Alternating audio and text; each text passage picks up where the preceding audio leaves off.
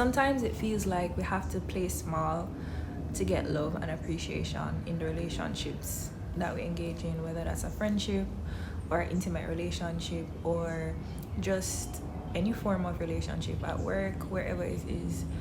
And you can feel like you're overextending yourself, your needs are not being met, you're overlooked, you're undervalued. It leaves us feeling lonely sometimes in the relationships that we're in, and like we're only accepted when we portray a certain side of ourselves. We have to fit ourselves into small boxes so that we're more palatable for the people around us, so that we don't jeopardize the relationships in our lives. Because by right, humans, by nature, they're social beings.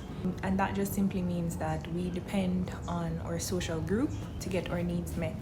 No man is an island. This is literal. And so we think that we have to fit ourselves in these small boxes so that we can get love and appreciation from the ones that we care for, the ones that we love. What we don't realize is that we don't allow ourselves to show up completely as we are. And in doing so, we deny ourselves the opportunity to be seen in our entirety and to be loved and to be known exactly for who we are. It started out in childhood, actually, if we want to really get into it. We have the parent and the child relationship.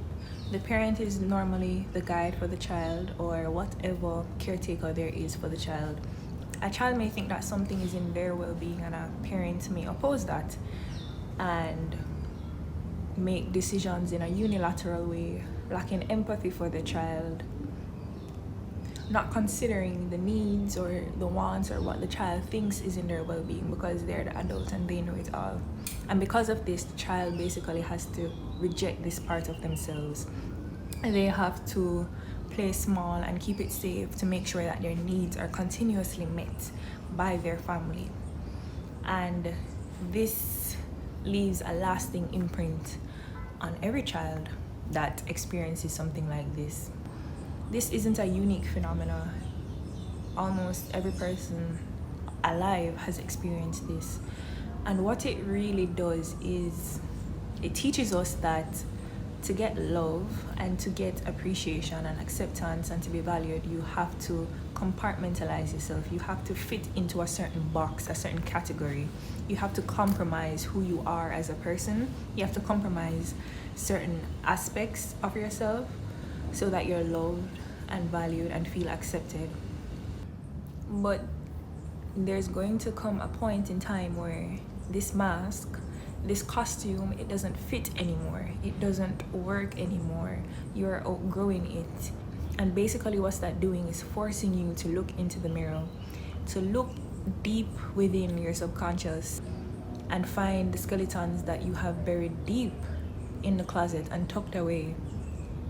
Because you see, what really happens is no matter how much you want to deny these things from yourself, you will always have a need for these experiences, for these opportunities, for these ways of expression. They will remain no matter how much you want to deny it. It's just like if you deny yourself water. Denying yourself water doesn't take away the need for water. It just intensifies it. And so when you deny yourself the needs that you have for being all of who you are completely, they just stay in the corner of your mind and they intensify. The need grows more and more. You want to be seen, you crave to be accepted, you crave to be acknowledged for all of who you are without being a sacrificial lamb, without compromising yourself, without putting yourself last. And so what happens when the costume doesn't fit anymore?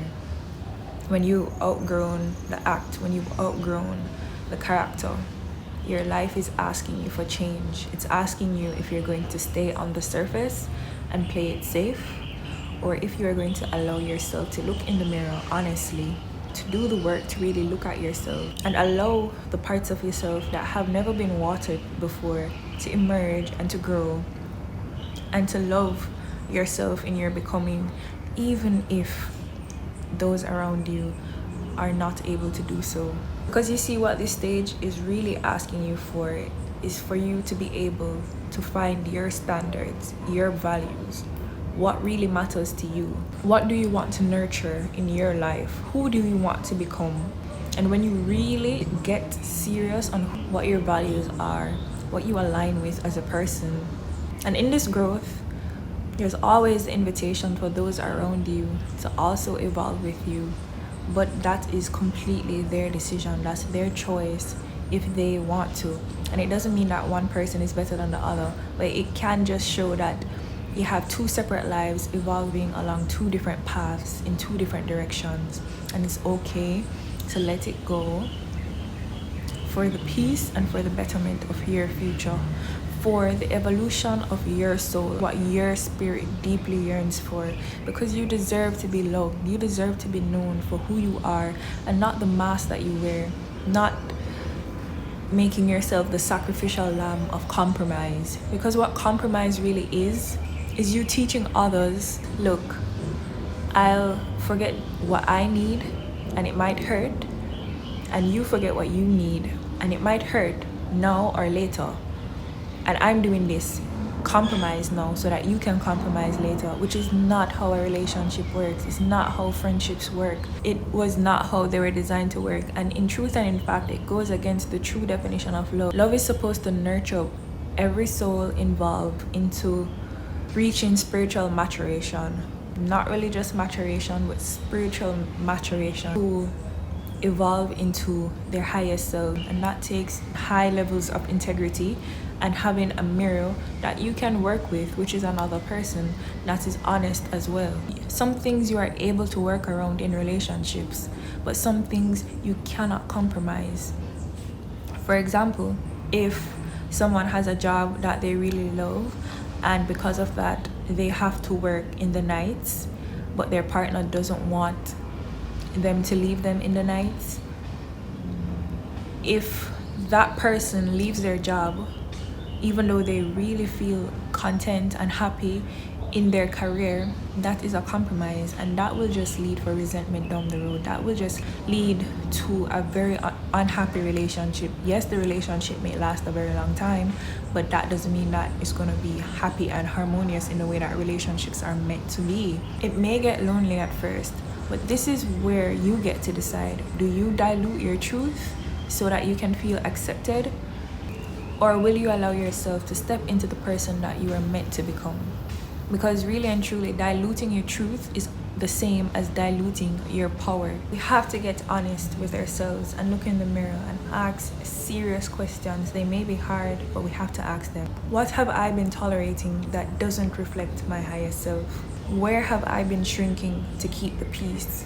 In what areas of my life have I been passive instead of being intentional? Your standards aren't about perfection or control or you trying to prove anything. They are a devotion to the life, to the love, and to the truth that you know you were meant to live.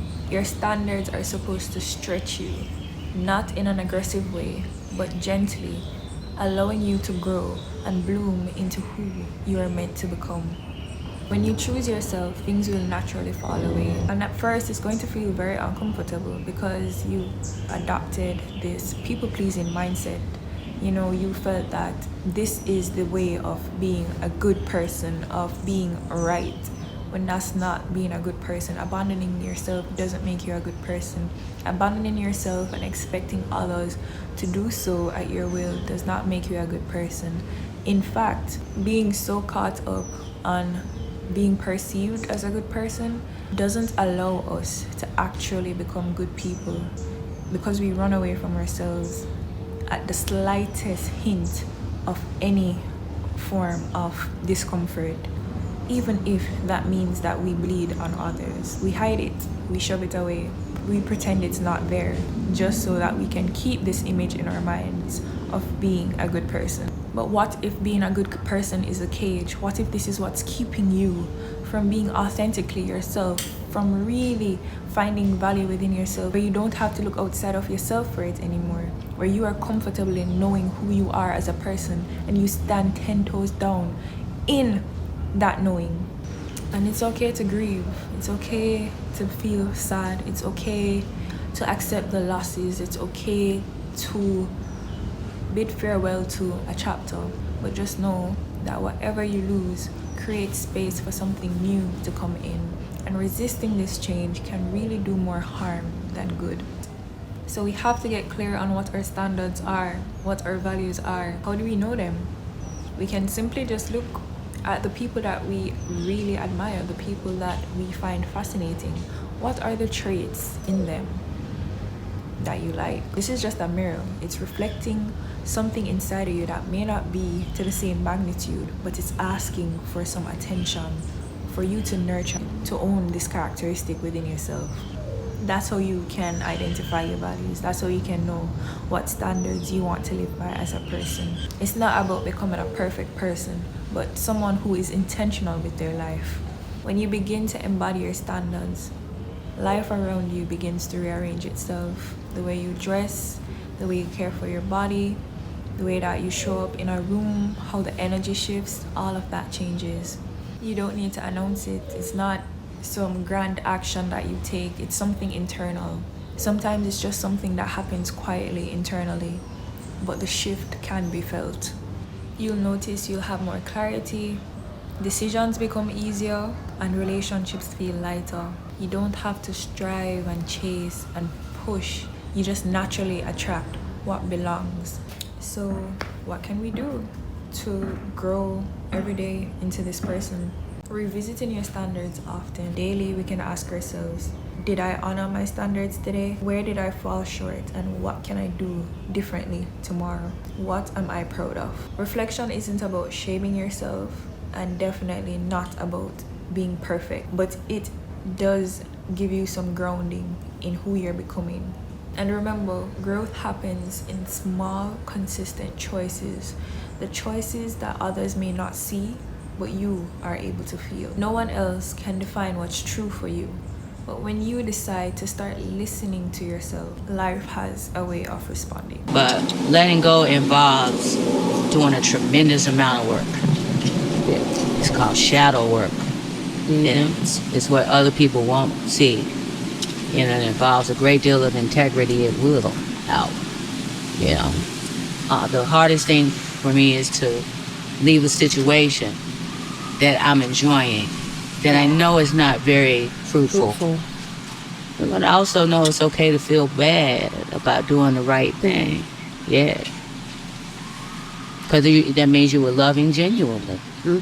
Most of the time, you are.